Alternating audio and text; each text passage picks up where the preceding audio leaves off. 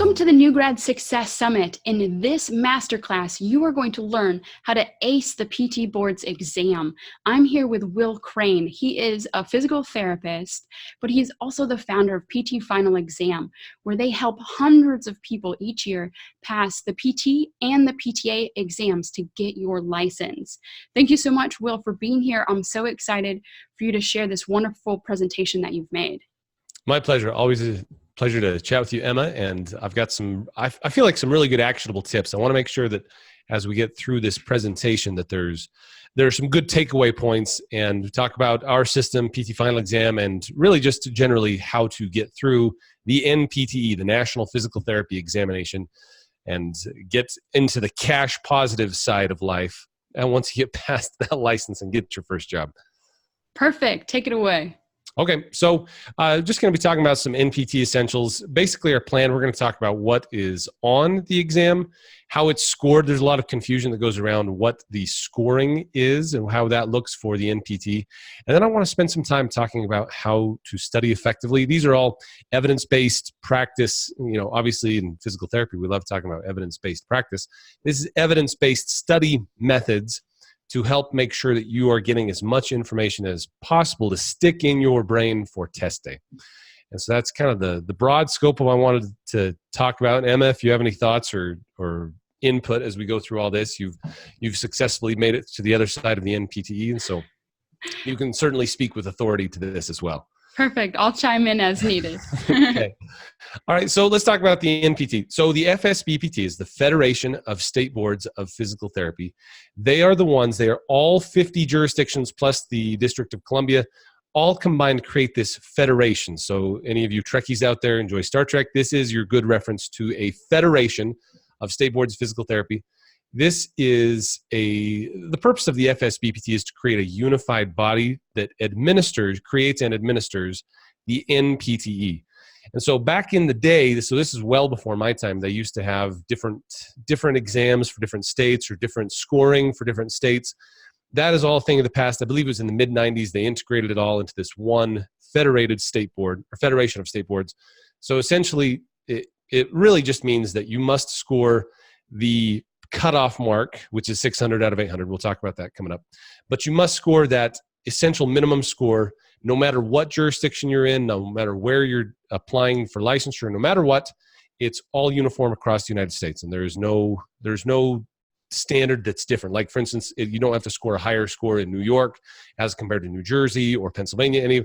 They're all the same, all uniform, all standardized, which is nice. So you don't have to memorize or apply in a random state just to get the state you want, which is kind of what people used to do. In any case, all uniform, FSBPT creates the NPTE, and they publish something called the content outline. And I'll show you a picture of that on the next slide. But essentially, this is the blueprint of the exam. They update it every 5 years. We had our last update in 2018, and so the next update is scheduled for 2023. I get emails all the time like, hey, Will, is your content up to date for 2019 as compared to 2018? And the truth is that the last major update was at the end of December 2017 into January 2018. That's when this current outline came into being, and it will remain in effect with only very minor alterations. Like, for instance, the pressure ulcer grading system was changed slightly. They stopped using Roman numerals and started using regular Arabic numerals. And so it's those kind of changes occur year to year, just maybe minor editorial type changes. But in general, the broad form scope of the exam only changes about every 5 years. So as far as what's on the exam, a lot of people get kind of hung up thinking about, okay, well, maybe there's advanced topics in various different categories, but really consider this, that the NPTE tests you on entry-level skills. Just what do you need to know in that first year of practice, regardless of which practice setting you are going to. They want to know if you are entry-level with your examination, evaluation, differential diagnosis and prognosis, and intervention skills that you could practice anywhere in the U.S., at an entry-level practice. So obviously you don't have to have a certification specialty. You don't have to have a specialization or extensive practice or knowledge in any one specific area. Rather, you just have to have this broad knowledge. And I'll show you this coming up on the next slide. And then the current content is what is what is tested. And what I mean by that is that they test out of textbooks published in the last 5 years. So the way that comes into, or I guess the reason I put that, and that's important, is that sometimes in your PT school classes, you'll have a research project, or you'll pull up, 17 articles on total hip replacements and, current rehab protocols for total hip replacements that came out within the last 12 months. But recognize that is not eligible test material. The material that is eligible to be tested is the stuff you find in core physical therapy textbooks published within the last few years, with a few exceptions. Like if you go back to the, the Kindle, I think I've got it up here on the shelf, old Kindle range of motion and muscle testing and function, those sorts of things, those are classics. Those obviously span the eons as you go through all that. But in essence, you need to focus your energy on material found in core textbooks, and don't worry so much about what last month's JOSPT had about ACL rehabilitation protocols or whatever. So textbooks, current textbooks, published textbooks is the way to go. All right, so here is the content outline. If you can see on the screen, it is broken down into several different ways. So we've got the by body system over here in the left column, with the big three listed at the top. We've got cardiovascular and pulmonary, musculoskeletal, and neuromuscular and nervous systems. These are the ones that have the highest representation. If we come over to here to total per system, you can see that almost, really, if you add all this up, what are we, 110, about 140 questions of the 200 that are scored come from these big three systems. So I tell this to people all the time. The most bang for your buck is found in spending time in cardiovascular, musculoskeletal, neuromuscular. That's not to say that you can't totally ignore the other systems, the metabolic, gastrointestinal, genitourinary, lymphatic, and system interactions. Certainly spend some time there, but recognize that if you spend 3 months working on genitourinary system, or this is my favorite, gastrointestinal system examination, I like this range. They're between 0 and 2 questions, which means all of your energy spent studying on gastrointestinal system examination may come to naught. So point is, best bang for your buck is in those big three systems. And we focus a lot on that over at PT Final Exam, spending a lot of time cardiovascular, musculo, neuro. All right, so then you can see it is divided in by practice category, essentially, where we have physical therapy examination. So this is obviously your examination skills, tests and measures, special tests, muscle testing, function, all of that. Evaluation, differential diagnosis, and prognosis. This is obviously where you are trying to distinguish the differences between diagnoses. One of their favorite ways to test this is they'll list 2 or 3 symptoms that are common among two diagnoses, but one that is unique. So for instance, what I was talking to a student about, hypokalemia versus hyperkalemia. They both have EKG changes, and they both have muscle, I can't remember exactly what we were talking about, but essentially you see muscle symptoms and EKG changes, but the big key is in the T wave. So if you look for that flattened T wave, that makes the biggest difference in deciding between hypo and hyperkalemia. Anyway, that's just an example where you have similar symptoms, signs and symptoms, combined with one that is unique. And that's what you look for when you're studying there. Find the uniqueness of a diagnosis in order to effectively do differential diagnosis. And then interventions. I get a lot of questions about interventions, mostly because interventions covers such a wide variety or such a wide spectrum, meaning that interventions on day 1 of your physical therapy treatment program will look different than interventions on day 5 or day 10 or whatever. After time passes, your intervention looks different. So they love testing on both safety, so indications and contraindications. A great example is with ACL reconstructive surgery, you avoid open chain knee extension during those first 6 weeks in order to avoid anterior translation of the tibia and stress on the ACL. So you can see how that would be a great test question, asking about the contraindications for interventions after an ACL reconstruction. And then I always tell people to focus on the manual interventions, because obviously not every clinic has the same equipment. So for instance, you may expect some questions on like treadmills or exercise bicycles, but beyond that, pretty much everything else is either a manual intervention or some sort of resistive activity that you could mimic with manual resistance. And so think about what direction the force would be in, where the placement of your hands would be. We're talking joint mobilizations, spinal mobilizations, all that in the interventions category. And then I also get a lot of questions over here in the non-systems category. Non-systems, it's one that, again, most people have kind of a love-hate, well, more of a hate-hate relationship with the non-systems. And what it means is that there's just such a wide variety of topics contained here. We've got equipment, devices, technologies, modalities, safety and protection, professional responsibilities, and research and evidence-based practice.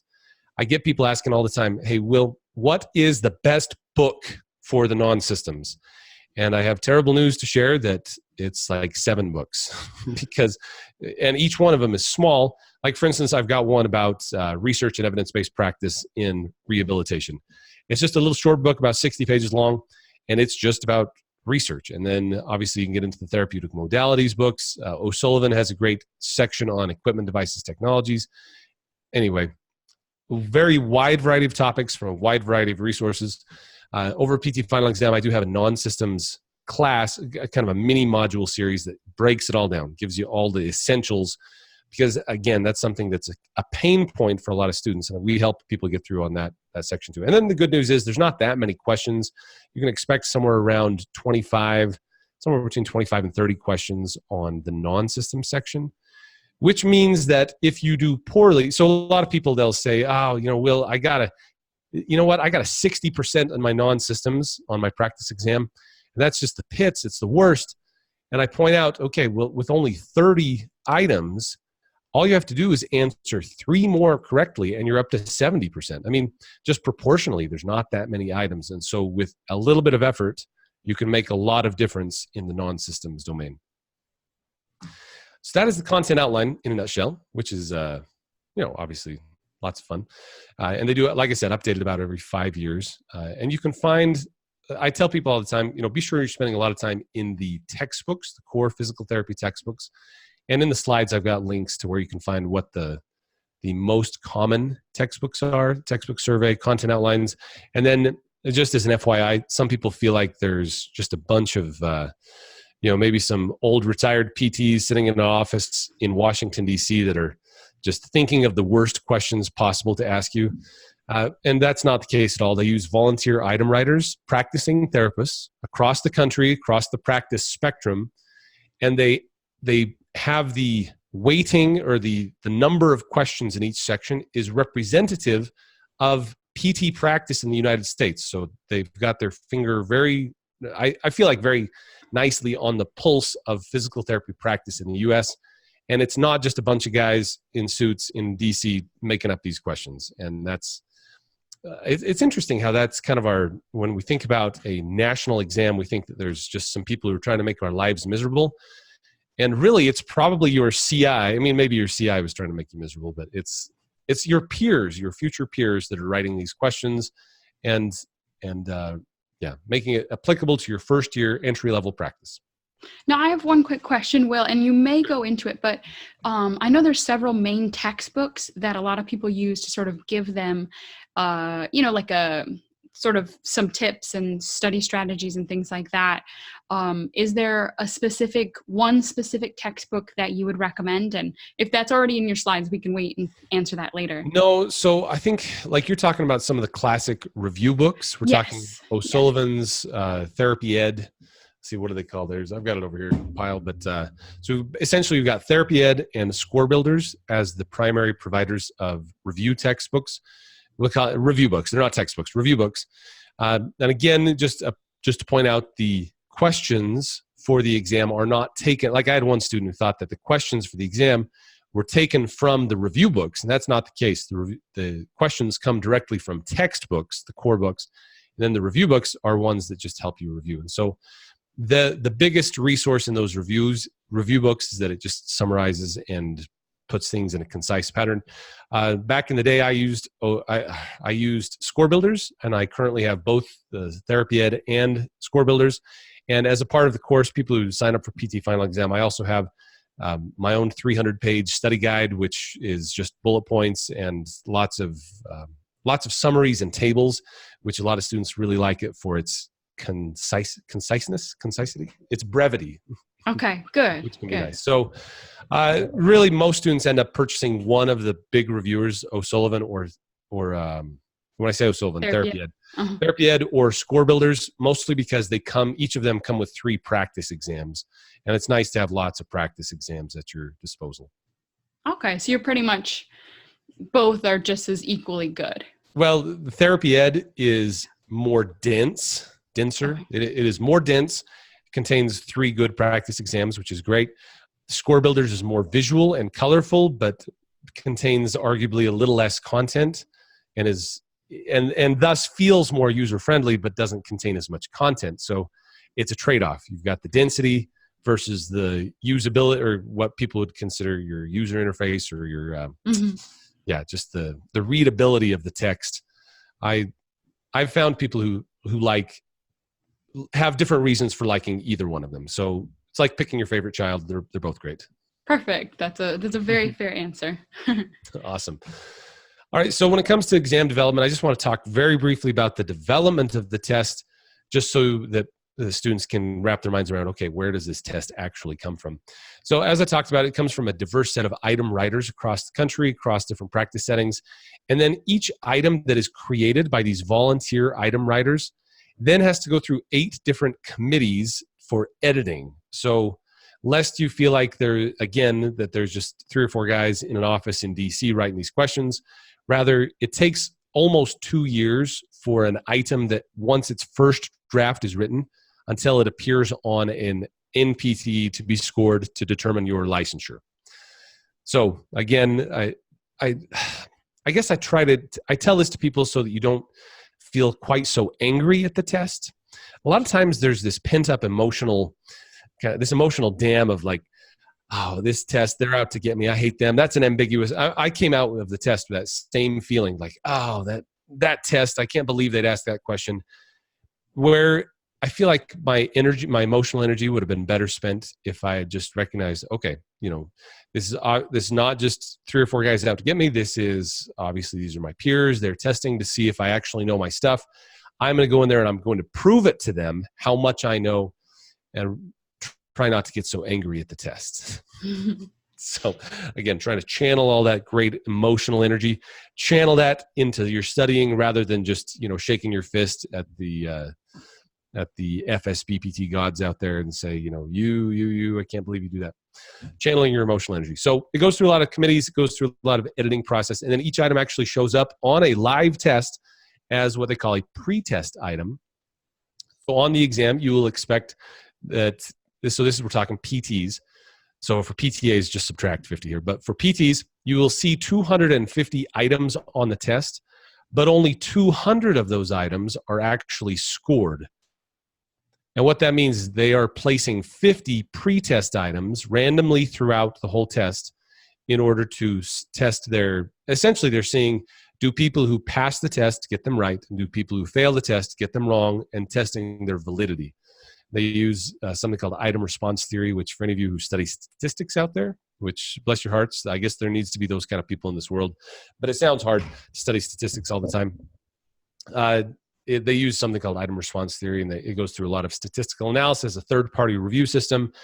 Again, they're not just pulling this out of thin air. This is a very well-oiled machine when it comes to the creation of valid test items in order to test your knowledge in a psychometric way. That's always fun to use the word psychometric. Use psychometric qualities. All right, so on exam day, you can expect that it is grouped into 200 item blocks. So as we talked about, there are 250 items on the test. 50 of those are pre-test items. So 200 of those items are scored. And just to give you a glimpse at the machinery of creating NPT,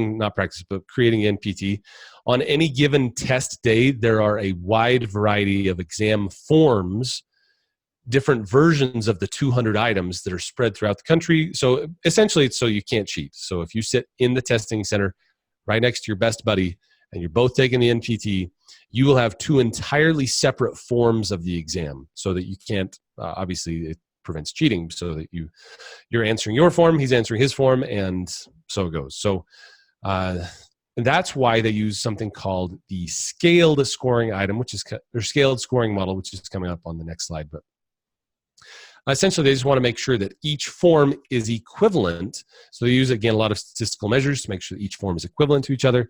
But you do get some variance, small variances between the test forms. So that's why they introduced or I guess I'll skip to that already. So the exam scoring model uses what's called a scale score. So in order to pass the exam, you must achieve something, or you must achieve 600 out of 800 scale score, or 600 out of 800 scale score. Now, if you who know how to do math out there, you'll say to yourself, oh, 600 out of 800, that means 75%, right? That should be your first thought. It's like, oh, that means I need to score 75%, right? Well, the truth of it is that they actually don't care if you do really well on the test. So a perfect score, so 800 out of 800 is about a 92% on the exam. So they cap out the scoring at 92%.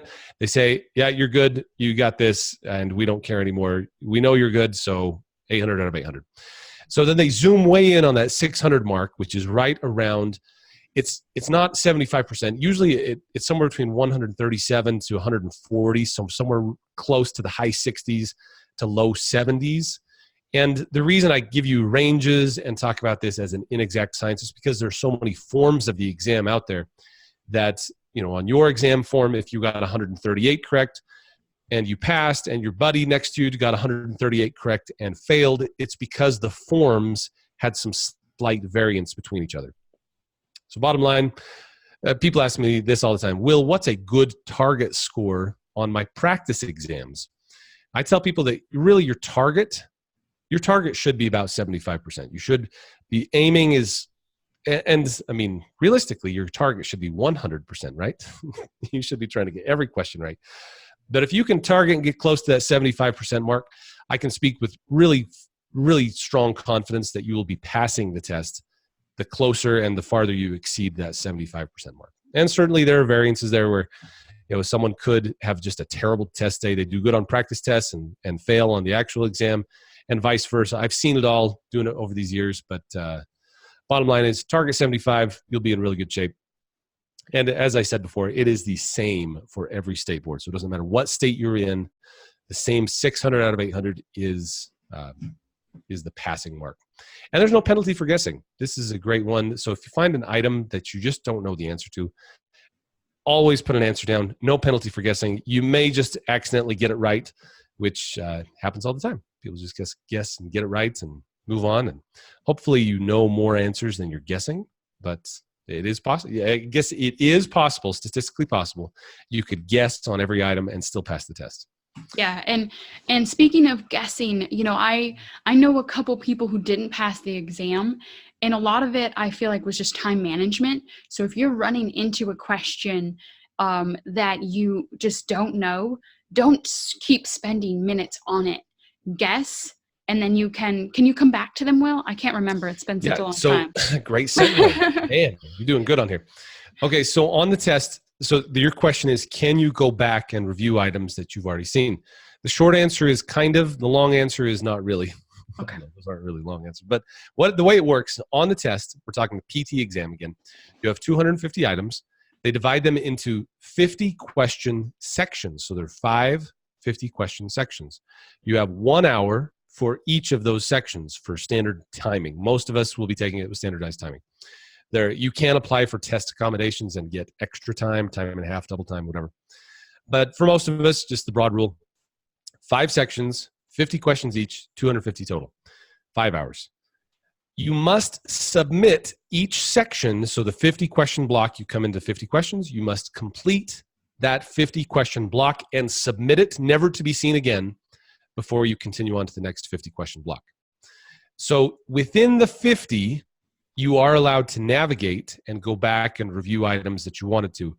But once you submit that block, it is gone forever. You will never see it again. You cannot return to it. There's nothing else you can do. So move on.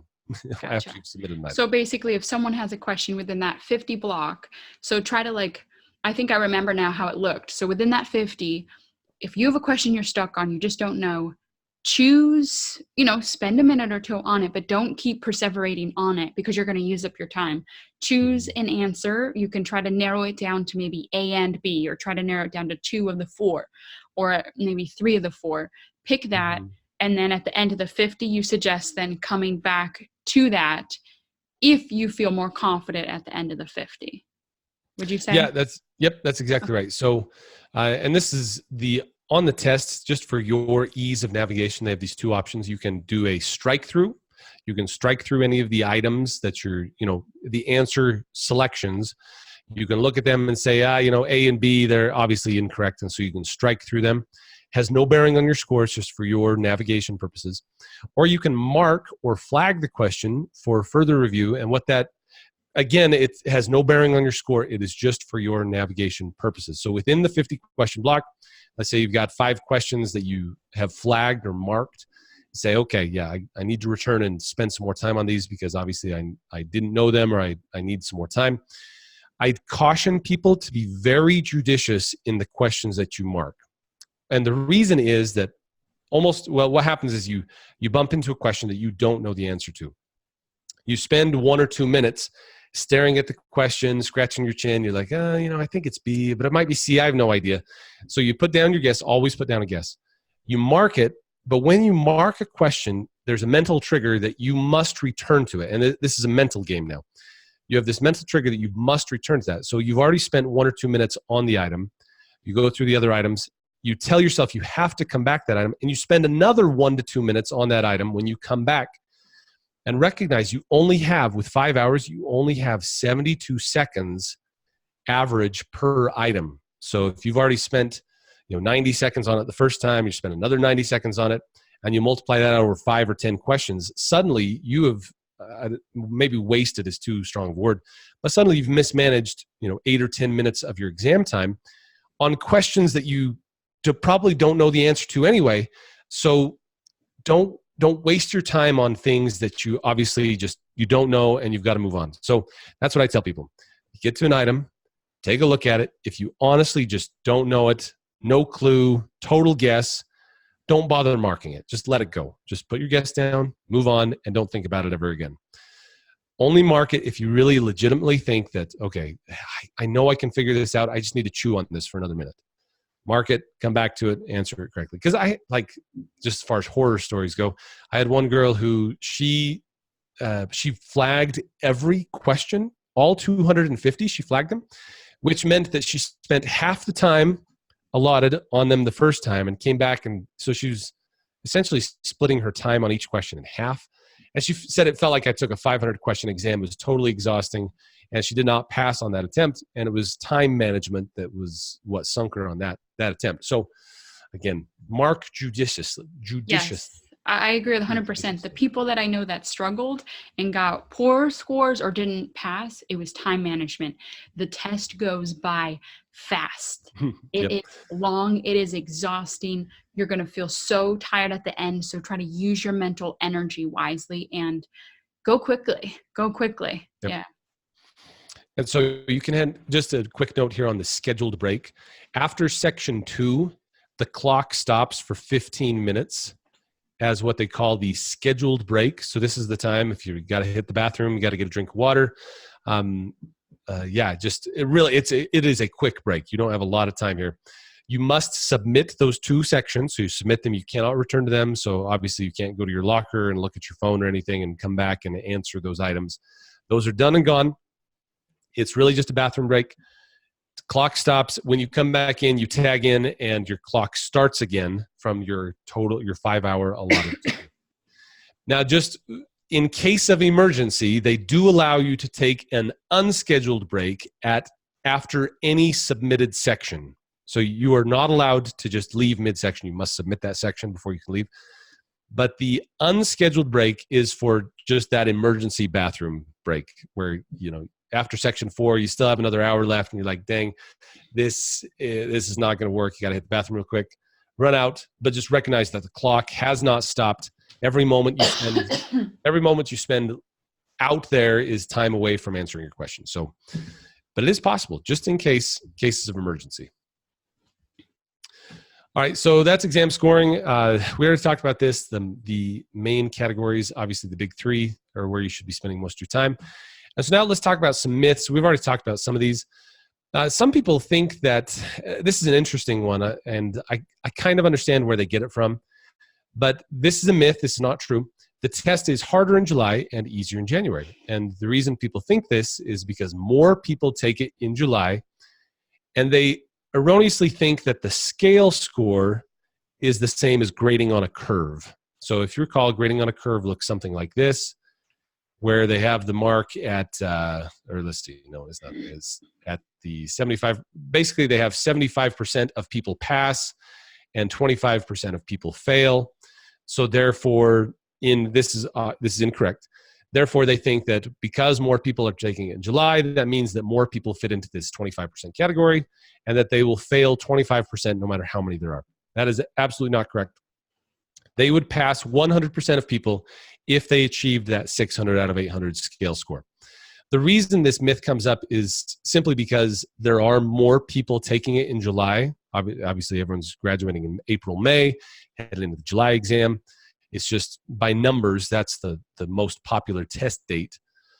But so just by sheer numbers, more people do fail in July, but it's not because of the scoring system. It's just by, the odds of having failures are greatly expanded when you have an expanded number of test applicants. Does that make any sense with that, Emma? Yes, it does. It does. Okay. Because everyone's graduating. I know probably about 75% of people are taking it in July. Almost everyone takes it in July.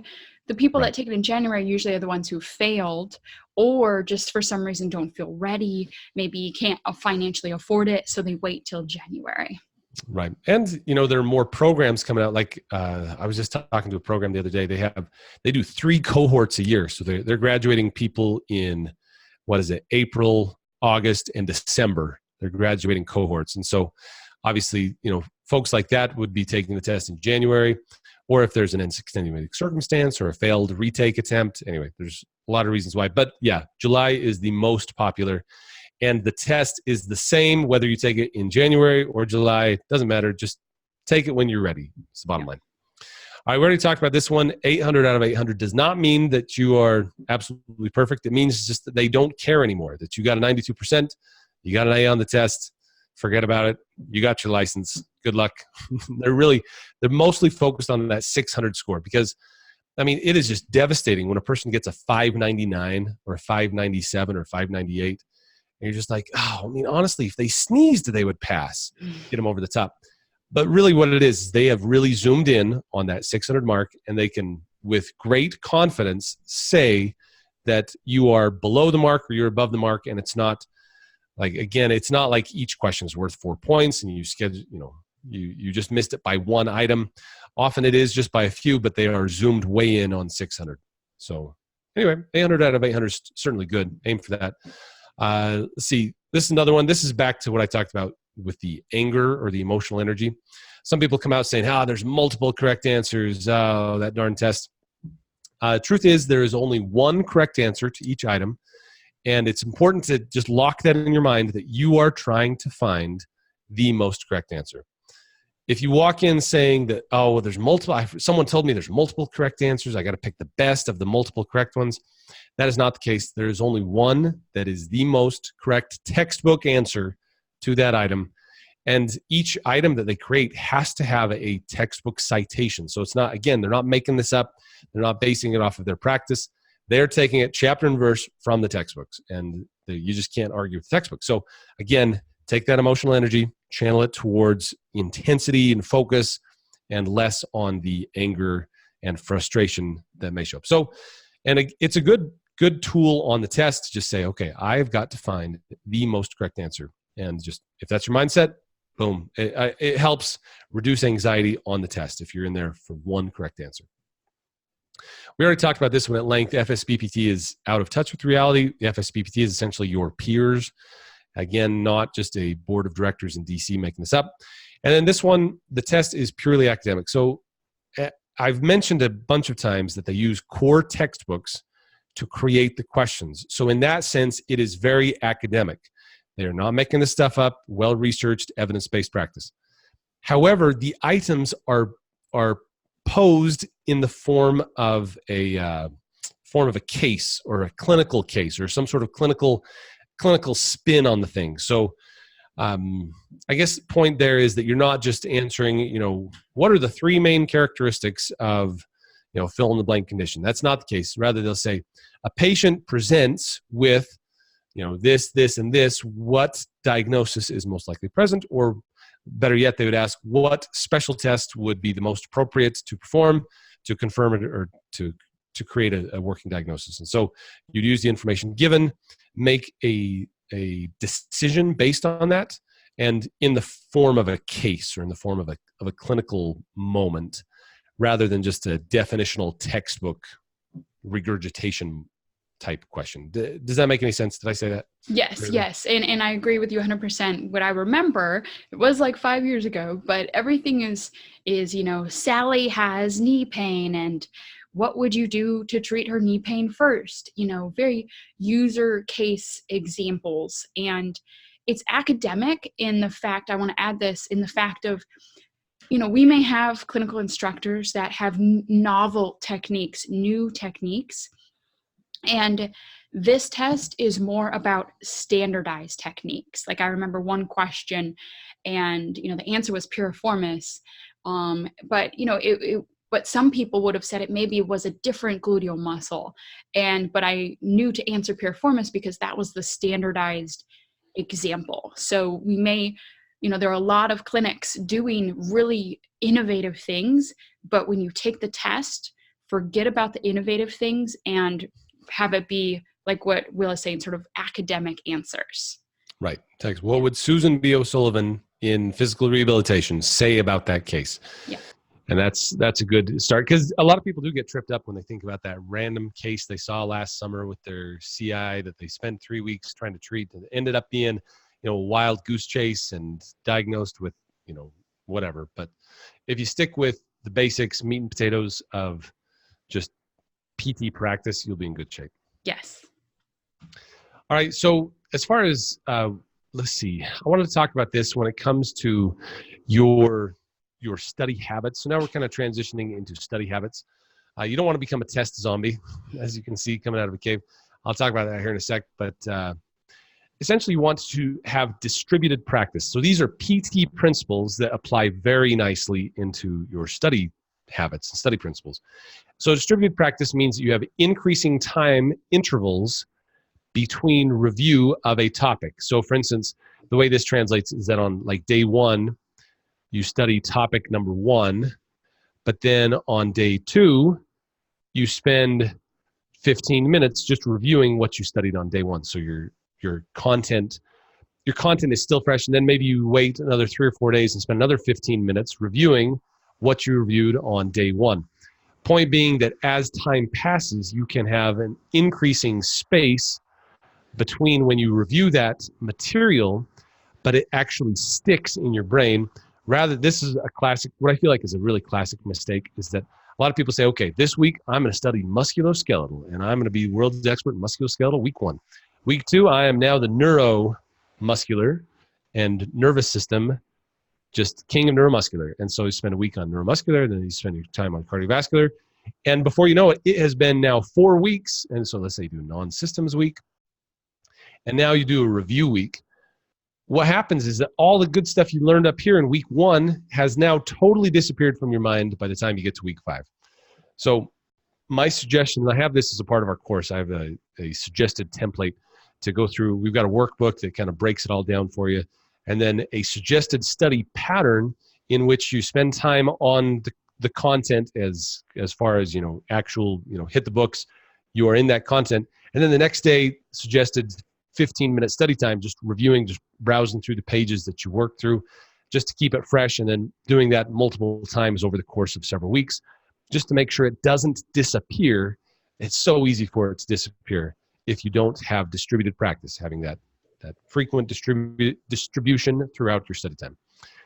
The other thing is randomized practice. So again, this is why I feel like this is a mistake to do just musculo, then neuro, then cardio, is that everything in the PT world, there is a lot of carryover between the two, between all of the systems. As you're examining a patient, someone who has a neuromuscular condition like a stroke would also present with maybe some musculoskeletal issues in the form of, let's say, tightness, hamstring tightness. They have weak gluteus medius or hip abductors. Like, you can see how there's crossover between the root cause and musculoskeletal, all that. So point is that on the test, they don't organize it nicely by body system. Rather, it's all randomized. And so there is some research out there and this is all based on some recent Harvard research about studying. It's interesting reading studies about studying. It's kind of fun. But randomized practice actually improves your retention. So if you randomize the practice and have increasing time between review periods, you can have that improved retention rate of the content you're spending time on. And then finally, this is the big one. This is obviously just a bastion of study practice, is to have practice testing. So do review or do practice questions in a test-taking environment, and then be sure to spend some time reviewing them so that you are not just like, this is a classic mistake. People they'll take a practice test on Monday and they'll say, I got a 60%. Dang it. The next day they take another practice test and they get a 60% on it. Then the third day, they're like, but Wednesday, maybe I'll take another practice test. And guess what? They get another 60%. And they email me. I get a frustrated email saying, hey, Will, I can't seem to break through the 60% mark. And it's because you got to learn from your attempt. You have to spend time dissecting those practice questions. So that, like, one of my favorite ways, this is a Will trick. What I like to do is when I take a practice test and then I review it, I use note cards and just create essentially creating flashcards based on the items that I missed. So it's a great way to review. I'm writing it down. So using multiple senses in order to put it in a different format, put it in my own words. And then I've got this stack of flashcards that I'll just browse through, at any moment that, like, for instance, I just took the orthopedic certification specialty exam. I am now OCS. I have to take a massive test for that. And that was the technique I used a lot with practice items, was to spend time reviewing the ones I got wrong, putting it into flashcards, and then going through that content on a very regular basis. All right, and this is one, everyone knows they should do this, and so just saying this out loud: high density, high yield study time. You just got to turn off the cat videos. Take away the distraction. Just make it happen. When you're studying, study like crazy, and when you're not studying, do something else like crazy. Just high density, high yield type studying. And that fits in nicely with number 5, which is to study with a goal. So what are you going to master today? A lot of people get paralysis when they sit down. They've got this giant textbook. Like, again, I've had dozens of emails over the years of people that say, Will, I read O'Sullivan, Physical Rehabilitation, from cover to cover, and I still failed the test. And I don't know why. Seeing the words on a page means nothing. It really does mean nothing. Mastering the concept means that you look at it, you internalize it, and then I tell people just to pretend like as soon as you close that book, that I give you a phone call and say, hey, what did you just learn? In your own words, tell me what you learned. And that's a sign that you actually learned something rather than just saw the words on a page, because we retain very, very little of what we just see on the page versus what we see and hear and teach. And then obviously down here, take care of yourself. I mean, we tend to avoid things we hate. So if you hate studying and if you hate the study process, you will avoid it at all costs. I see this all the time with people who, they say, oh yeah, Will, I've got 12 hours a day to study. And so I lock myself in my basement. I'm crushing out 12 hours in my basement. I don't see the light of day for 6 weeks at a time. And they come out, there's just a test on me. They hate it. And that's what happens. That's how you get distracted, is because you force yourself into this unpleasant environment. And before long, you find every excuse in the book. You're like, I got to go to the bathroom, or, I got to text my sister about whatever. And before long, you have just wasted 2 of the 12 hours. And I think that 2 hours of good high density study time is equal to at least 6 of kind of your regular classic undergraduate library study time, where you just kind of sit in the library, looking at people, looking at your phone, doing stuff like that. I don't know. Was that your experience, Emma? Yes, I agree. I agree. Do not burn out before the test. Yeah. And maybe Will is going to talk about that in a minute, but study, study, study, give yourself some break. And especially before the test, maybe 1 or 2 days before, just review, but relax, have energy for the test. Yep. Take good care of yourself. Plenty of rest, nourishment, exercise. We are the exercise experts after all. So, yeah, change of scenery. And I would go, like some people say, yeah, just put the books away and don't study for 2 days before the test. I would go crazy doing things like that. So rather, I have my pile of flashcards and I'll sit in a comfortable chair or I'll be in a comfortable environment and I'll just, slowly browse through the items. And they're familiar, but I'm just kind of locking it in my brain. It's not cramming per se, but it's just not being idle and letting things forget or just disappear into the fog. You're just keeping it straight. So that's my favorite way to do it, is to sit with the item, sit with your pile of cards, your notes, and just lightly go through them. We're talking like 2 or 3 days before exam day. Taking it easy, relaxing, getting plenty of rest as much as you can. I'm a worrier. Like when it comes to these, anytime I have a standardized exam, like when I got my emergency medical responder exam, or when I did the OCS or the NPTE, any of those, the night before, I just can't sleep. I wake up 17 times, be like, I'm late. I have dreams about being late. So it's the 2 nights before when I've just got to get lots of sleep. Yeah. Yeah. So there you go. That's kind of the broad perspective here when it comes to studying. And then I've just got a couple of just real quick tips on multiple choice. So for instance, this plays to something I already talked about. When you have a positive, well, I should start with the negative. When you have a negative attitude, a self-defeating attitude, then that creates kind of this negative feedback loop where you're like, I'm so bad at this. And then you answer a question or you struggle with a question wrong. And you tell yourself, oh, I'm so bad. So it creates this negative cycle where I'm so bad, so you do poorly, which makes you feel bad, which makes you do poorly, and it goes worse and worse. So I tell people, try to cut the cycle by starting with a positive attitude. Walk in, tell yourself, we do the Will Crane fist pump in a PT final exam, where you just have a positive attitude. You are really good at this. Only a very few people in this whole world are even qualified to sit for this test. You are awesome. You can do this. And when you get an answer right, give yourself a little fist pump, very discreetly. Obviously, you don't want to hit anybody or, cause a distraction in the prometric testing center. But just remember, you're the boss. You show them who's boss and keep that positive attitude going. This is my system for reading the question. And I talk about this at length in our course. And again, these are all, I've got a bunch of tips and tricks. So not just content, but tons of tips and tricks for practicing questions and exams in our course. But I tell people to read the question. You read it once, getting the general idea, read it twice, looking for that keyword, the keywords and the key information. And then finally, make sure you're answering the right question, because how many times have you answered the right answer to the wrong question, which is the best, least, worst. I mean, you can see how on a high stakes exam like this, easy to get mixed up. Try to formulate an answer, at least an idea of what the answer would be without looking at the options, and then make sure you read all the options before making your selection. Again, not rocket science. There's some people who say, yeah, you got to read the question backwards. You start with the options, you go up to the question, you come back to the options. My brain doesn't work that way. I just make sure that I've read the question thoroughly, get an idea of what it would be asking or looking for, and try to identify the most correct answer from the options given.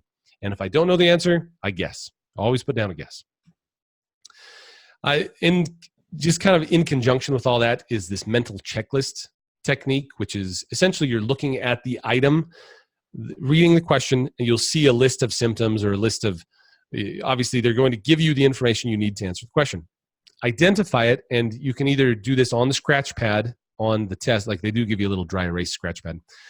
But usually that takes too long, so you're just making this mental checklist. He's like, okay, that thing is common between those two. That's common, but that one's unique. And that unique item is what will be the key to unlocking the question. So again, you're making this mental list of the information in the question, then look for the part of it that is the key that unlocks it and be like, okay, that is the unique item, or that is the absolute, the key to making sure that, or the key to understanding what this question is asking and which one is the correct answer. And remember, if an option is partially incorrect, then it is totally incorrect. So they love writing items, item number 1 has, a noun, comma, noun, comma, noun, comma, and item number 2 has kind of the same format. They'll list 3 things. Well, if one of the items listed is incorrect, that means that the whole thing is incorrect. Anyway, so just watch for that. There are little tips and clues like that as you go through the test that can help you identify incorrect options and thus identify the correct one.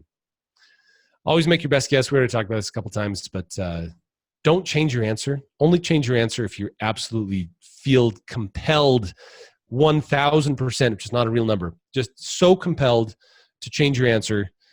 Otherwise, just leave it alone. Put down your best guess and move on. They love asking, I talk about this at length in class. They love asking questions and then giving you options that tempt you to skip steps. Great example is someone comes into your clinic. They have a script saying rotator cuff repair, massive rotator cuff repair. What is the most appropriate next step?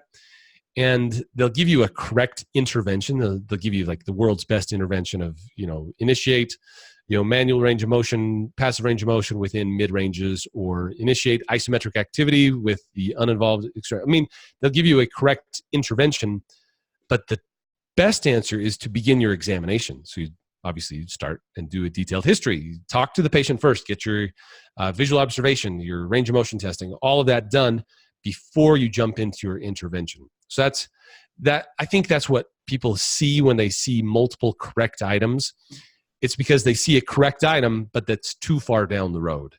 So do what is the most appropriate next step, which obviously begins with your examination, goes on to evaluation, differential diagnosis, prognosis, and finally finishes up with intervention. So don't just skip to interventions. A lot of people are really tempted to just dive in and start those pulleys, get going on the passive range of motion when really they need to complete the exam.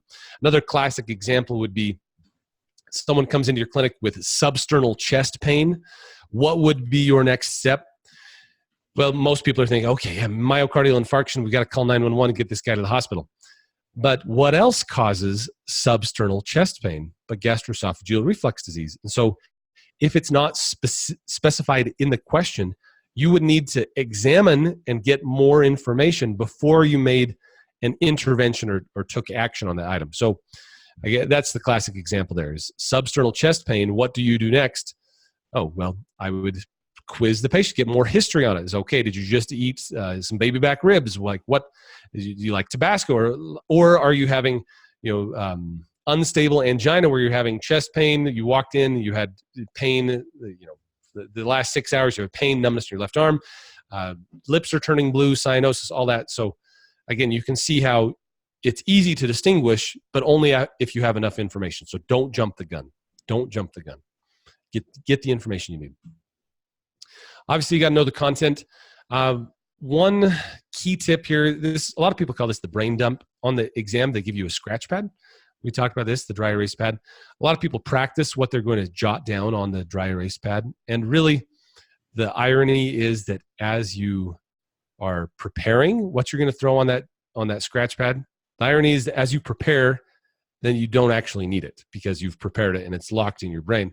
And so it acts as a security blanket. It can be, again, a positive mental trigger.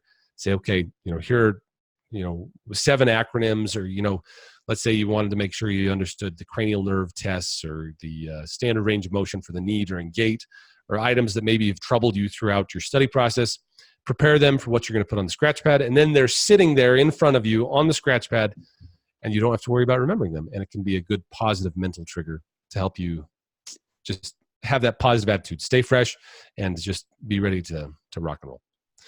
All right, so bottom line, just as we come into the conclusion, and Emma, you feel free to chime in here after I get through this. Just talking PT final exam. I've been doing this since 2012. We've helped thousands of PTs that are now our peers out there get ready and get into practice after the NPT.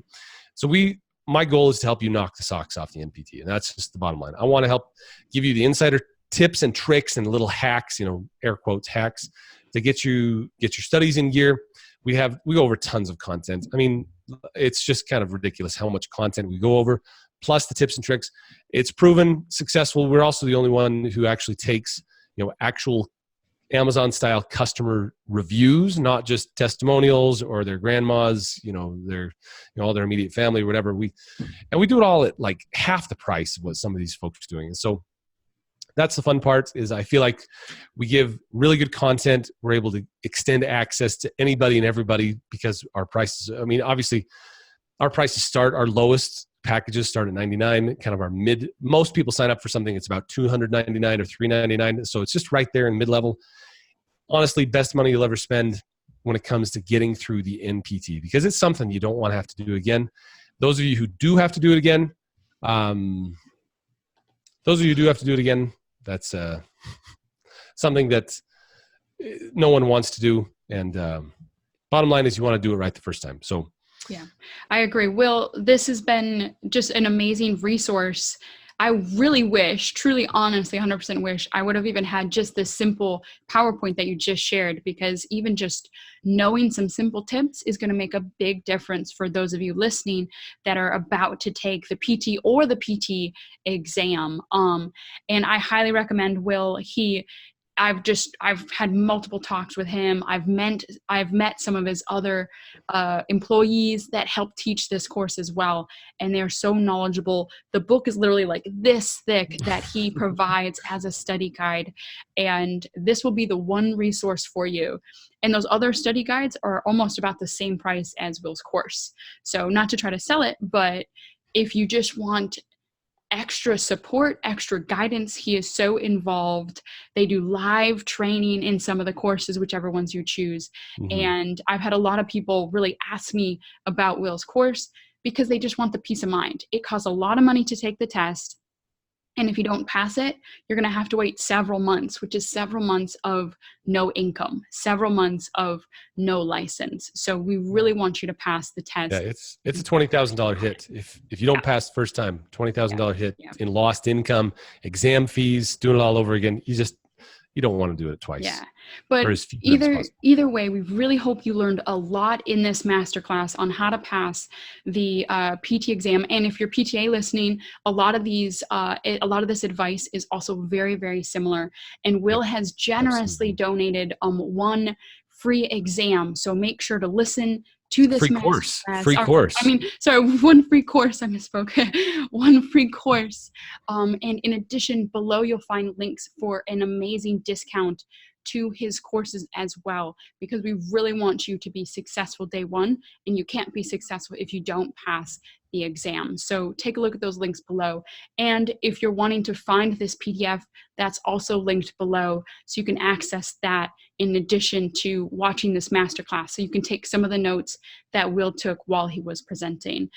If you have any questions, feel free to comment below.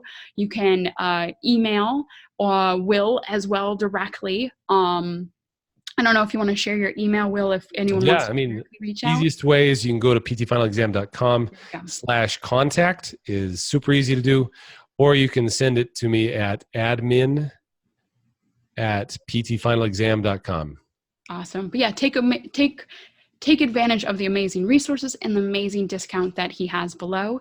And any questions, let him know. He is so involved, so supportive. You will feel like you are having your hand held the whole time if you want it to be that way. And he will help you pass the exam. They have had an amazing passing rate. And he's got a lot of courses where if you don't pass the first time, you're allowed to keep taking his course until you pass it. He wants you to pass that test 100%. And this presentation was just the tip of the iceberg in terms of all the resources he provides. But thank you so much, Will, for such a thorough presentation. I mean, you could have charged in itself for this, so I really appreciate that. Well, I like to give good content, help people really get jumpstart. And even if they choose, even if you, the listener, doesn't choose to join with us, I totally understand. I just want to help you get through the exam best way possible. Want to help out. Perfect. Well, thank you so much, everyone, for listening.